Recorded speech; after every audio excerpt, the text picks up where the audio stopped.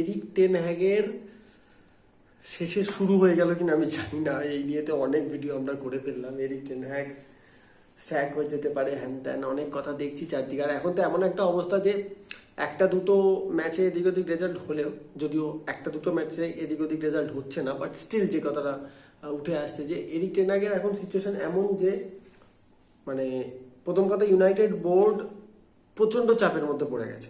এটা মানতেই হবে যে ম্যানচেস্টার ইউনাইটেড বোর্ড ইনিয়স প্রচন্ড রকম চাপের মধ্যে পড়ে গেছে। কারণ এরিক টেন হ্যাগের চাকরিটা যে এই সিজনে অবধি আছে সেটার একটা 90% সেটা ডিপেন্ড করেছে এফএ কাপ ফাইনালের জেতাটার ওপর। কিন্তু ইনিয়স হয়তো এখন চিন্তা করছে, হয়তো ওই সময় তাদের কাছে সুটেবল অপশন ছিল না, তারা যে ফিলোসফি নিয়ে এগোতে চাইছে হয়তো অন্য ম্যানেজার তাদের কাছে সুটেবল ছিল না। এফএ কাপটা জিতে যাওয়ার কারণে ওই সময় এরিক টেন হ্যাগকে স্যাক করলে ফ্যান বেসের এগেনস্টে একটা বড় মানে ফ্যান বেস এগেনস্টে চলে যেতে পারতো, এই জিনিসটা হতে পারতো।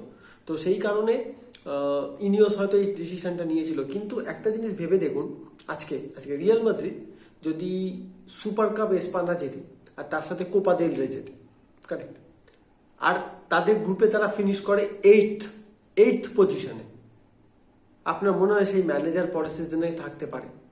বা যদি বায়ার্ন মিউনিখ তো চ্যাম্পিয়ন হওয়ার পর কোচ স্যাক করে, তাদের ফুটবল খেলার ধরন রেজাল্ট স্যাটিসফ্যাকশন না হলে, ঠিক আছে, এছাড়া আরো ব্যাপার থাকে।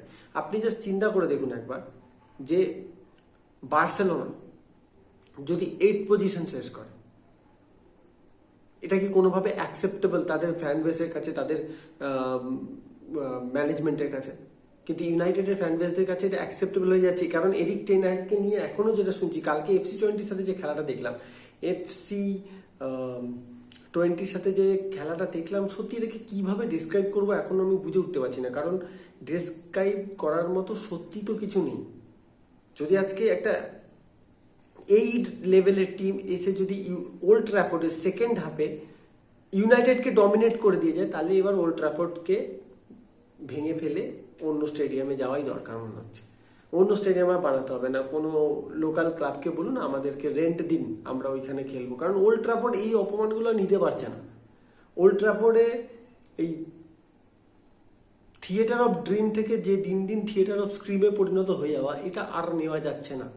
এরিক টেন হ্যাগ কালকে প্রেস কনফারেন্সে বলেছে যে maybe this is the time to look at the mirror and find the problems. মানে লিভারপুলে একটা 8 বছরের ম্যানেজার চলে যাওয়ার পর লিভারপুল স্টেডি পারফরমেন্স করছে, অপোনেন্টকে উড়িয়ে দিচ্ছে, সেটা কাবারাও কাপ হোক, লিগ হোক, চ্যাম্পিয়ন্স লিগ হোক। আর্সেনালের যে লেভেলে ডেভেলপমেন্ট হয়েছে, হ্যাঁ আর্সেনাল হয়তো ট্রফি পায়নি, কিন্তু আর্সেনালের ফুটবল যে কোন জায়গায় গেছে, আর্সেনাল সিটিকে চ্যালেঞ্জ করছে টাইটেলে, সিটিকে চ্যালেঞ্জ করছে ওরা টাইটেলে। আর্টেটাকে টাইম দেওয়া হয়েছে সব মানছি, বাট প্রত্যেক সিজনে একটা ডেভেলপমেন্ট বোঝা যাচ্ছিল। 3টে সিজন হয়ে গেছে, আমরা এখনো খুঁজছি ইউনাইটেড ফ্যানেরা কোন প্যাটার্নে আমাদের টিম ফুটবল খেলে। প্রথম কথা, ব্রুনো ফার্নান্ডেজ ক্লাব লেজেন্ড নয়, বাট এই United after sir Alex Ferguson I think one of the best signing, এবং সে সেটা প্রুভও করেছে। কিন্তু তার মানে কোথায় যে Bruno Fernandes every match 90 minute খেলবেই? তাহলে কি প্রয়োজন মেসন মাউন্টের? তাহলে কি প্রয়োজন? কালকে অনেককে আমি দেখলাম এটা বলতে, আবার ম্যাক্সিমাম ফ্যান বেস কালকে কিন্তু এই কথাটা বলছে না যে কালকে উগার্তের পারফরমেন্স কতটা খারাপ ছিল। উগার্তের প্রতি আমার কোনো ক্ষোভ নেই, উগার্তের পারফরমেন্স খারাপ হবেই। উগার থেকে যে এক্সপেকটেশনস নিয়ে আনা হয়েছে, উগার্তে সেই এক্সপেকটেশন মিট করতে পারবে না।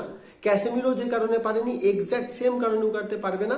তার কারণ হচ্ছে সেই স্ট্রাকচারটাই তো উগারতে পাবে না। এত ওপেন যদি একটা টিম হয়, ডিফেন্সিভলি যদি একটা টিম এত ওপেন হয়, যার right back left back continuous basis প্রথমেই ওভারল্যাপ রানে যাচ্ছে, যাদের কোনো ইচ্ছেই নেই ডিফেন্সকে ঠিক মানে ডিফেন্সিভ কোনো হেল্প করার, এটা কোত্থেকে আসছে? ইনস্ট্রাকশন কার থেকে আসছে? ম্যানেজারের থেকে আসছে না? নাকি এটা কোনোদিন সম্ভব যে ম্যানেজার বলে দিচ্ছে তোমরা এইভাবে খেলো, মাঠে গিয়ে প্লেয়াররা অন্যভাবে খেলছে? এটা তো পসিবল না, এটা কখনো পসিবল হতে পারে না। এতটা ওপেন একটা যদি টিম হয়, যার ডিফেন্সিভ স্ট্রাকচার এই লেভেলের ওপেন, তাহলে সেই টিমে উগারতে কেন? আপনি ওই টিমে প্রাইম মালদিনি খেলিয়ে দিন, তাকেও ম্যাগুয়ারের মতো দেখতে লাগবে। সবাই ম্যাগুয়ারকে নিয়ে প্রচন্ড কথা বলে, হয় অবশ্যই প্লেয়ারটা আমরা বলছি না আপ টু দ্য মার্ক, কিন্তু আপনি মালদিনিকে এনে দিন এই টিমে, মালদিনি নেস্তার জুটি খেলিয়ে দিন, দেখুন তারাও কিভাবে খাবে।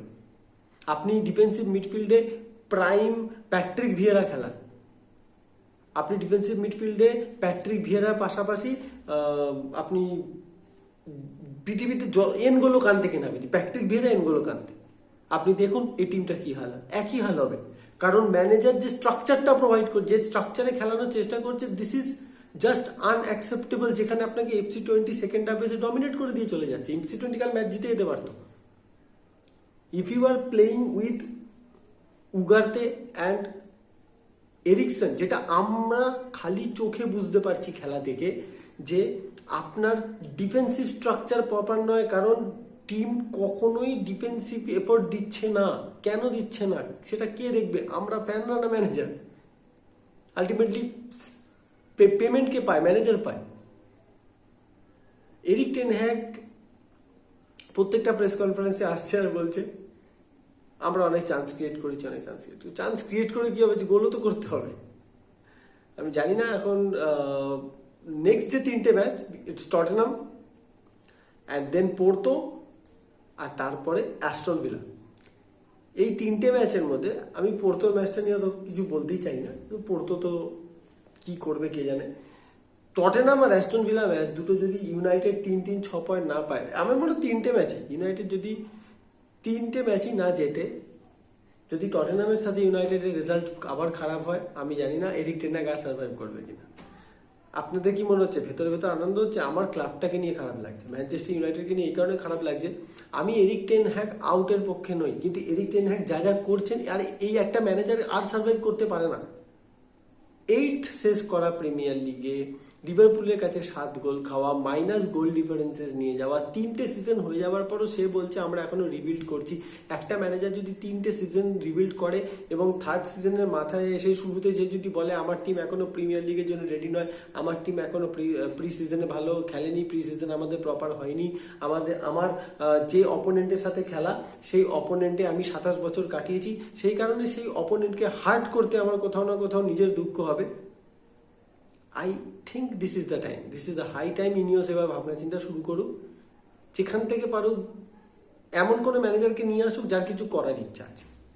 এখন অনেকে অনেক কিছু বলবে, আমি বলছি না এরিক টেন হ্যাগের কিছু করার ইচ্ছা নেই, but he is too complicated, he is too biased and he is too over confident.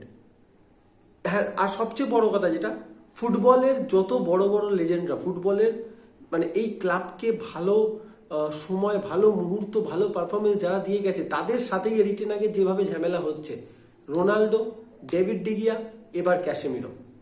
খারাপ পারফরমেন্স কিন্তু অনেকে করে, কালকে ব্রুনো ফার্নান্ডেস যে পারফরমেন্সটা করেছে, তারপরে ব্রুনো ফার্নান্ডেসের তো সেম ক্যাসেমিরোর মতো 4টে ম্যাচ বেঞ্চে বসে থাকা উচিত। বাট এই যে ফেভারিটিজম, এই ফেভারিটিজমের জন্য এই ক্লাবটা কিন্তু ডুবে যাবে, এরপরও খুঁজে পাওয়া যাবে না, যদি এখনই ইনিওস, স্যার জিম র্যাটক্লিফ যদি না স্টেপ নেয়। কারণ এই ফেভারিটিজমের জন্য কিন্তু অনেক প্লেয়ারের কেরিয়ার শেষ হয়ে গেছে। পেলিস্ট্রি এরম একটা অ্যান্টনির মতো প্লেয়ারকে খেলিয়ে গেছে, সে সাকসেস পায়নি, পেলিস্ট্রিকে নামানো হয়নি। আমার জিয়ালোর একটা গোটা সিজন নষ্ট করেছে এই ম্যানেজার। বারবার এই কথাগুলো বলতে খারাপ লাগে, কিন্তু কিছু করার নেই। This is high time Ineos should look at the matter. এবার মনে হয় এরিক টেন, কারণ এরপর যদি স্যাক করে, এরপর সিজনের মিড আবার সেই ইন্টারিম ম্যানেজার, আবার ভ্যান নিস্তেলরয়কে ম্যানেজার আনবে। আমার মনে হয় না সেখান থেকে, ইটস হাই টাইম, এখনই চান্স আছে এরিক টেন হ্যাগকে স্যাক করা হোক, নিয়ে আসা হোক অন্য কোনো ম্যানেজার, তাকে সুযোগ দিই। আর রিবিল্ডের জায়গা নেই, এই টিম অনেক অনেক কোয়ালিটি আছে, টিমের মধ্যে অনেক কোয়ালিটি আছে, বাট এতটাই পুয়ার তাদের প্লেয়িং স্টাইল। সবসময় ওকে প্লেয়ারদের তো দোষ দেবো, কিন্তু প্লেয়ারদেরকে ইনস্ট্রাকশনটা কে দেয়? প্লেয়ারদেরকে কি এটি ইনস্ট্রাকশন দেওয়া থাকে যে হাই টেম্পোতে খেলো, আর প্লেয়াররা গিয়ে স্লো টেম্পোতে খেলছে? বল নিয়ে সেন্টার ব্যাকরা বুঝতে পারছে না মাঝমাঠে কাকে, তো আমি জানি না আমি কি ট্যাকটিক্সে খেলা দেখি। আমি ইউনাইটেড, কেউ যদি বলে ইউনাইটেড কোন ট্যাকটিক্সে খেলে, পজিশনাল ফুটবল নাকি লং বল নাকি কাউন্টার অ্যাটাক, কেউ জানে না। আই থিঙ্ক ইউনাইটেডের হিস্ট্রিতে one of the most hyped manager, দুটো ট্রফি অবশ্যই পেয়েছে, তার জন্য থ্যাংক ইউ আমরা। কিন্তু দুটো ট্রফির বদলে FA কাপ আর কাবারও কাপের বদলে লিগেতে 8th শেষ করা আর FC20 মতো টিমের কাছে খাবি খাওয়া আর ইউরোপে লাস্ট 9টা ম্যাচের মধ্যে একটা ম্যাচ জেতা, এগুলোকে কম্প্রোমাইজ করা সম্ভব। আই ডোন্ট থিঙ্ক কোন প্রপার ইউনাইটেড সাপোর্টার এগুলো করবে। আর আমাদের সবচেয়ে বড় সমস্যাটা কি, আমরা সেই সময় থেকে ইউনাইটেডের খেলা দেখি যখন তাদের স্ট্যান্ডার্ড ছিল এই লেভেলে, যেখানে স্যার অ্যালেক্স ফার্গুসন এসে একটা কথাই বলতেন যে Manchester United can not finish second, Manchester United have to finish first. এবং তার রেজাল্ট ছিল 20টা সিজনের মধ্যে 13টা প্রিমিয়ার লিগ। 20টা সিজনের মধ্যে 13টা প্রিমিয়ার লিগ তার রেজাল্ট ছিল ওই মেন্টালিটির কারণে।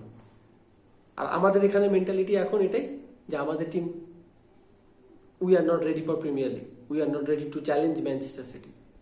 ডিফারেন্স আছে, মেন্টালিটির অনেক ডিফারেন্স হয়ে গেছে। আমরা এতটা ডাউনে নেমে গেছি, এখান থেকে টেনে তোলা, I don't think Eric ten hag can do that. আমার মনে হয় না আর এটা সম্ভব না। তো I think Tottenham match will be the last. Tottenham ম্যাচে যদি ইউনাইটেড রেজাল্ট এদিক ওদিক হয়, জেতা ছাড়া দ্যার ইজ নাথিং, জেতা ছাড়া আর কিচ্ছু ওখানে ম্যাটার করবে না। United have to win against Tottenham, তবে পোর্তোর সাথে কিছু চিন্তা ভাবনা করা যেতে পারে। আর যদি ওই দুটো ম্যাচ যেতে দেন অ্যাস্টন ভিলা, কারণ উনাই এমনি অ্যাস্টন ভিলা যে ফর্মে আছে আমি কোনো চান্স দেখতে পাচ্ছি না একটা ফ্লুক ছাড়া। এইটুকু আর কি, আর কিছু বলতে পারে এখন ইউনাইটেড নিয়ে ভিডিও করা মানে নিজের মেন্টাল হেলথকে চ্যালেঞ্জ করে দেওয়া। যাই হোক ভাই, সবাই ভালো থাকো, পরে ভিডিওতে দেখা হচ্ছে।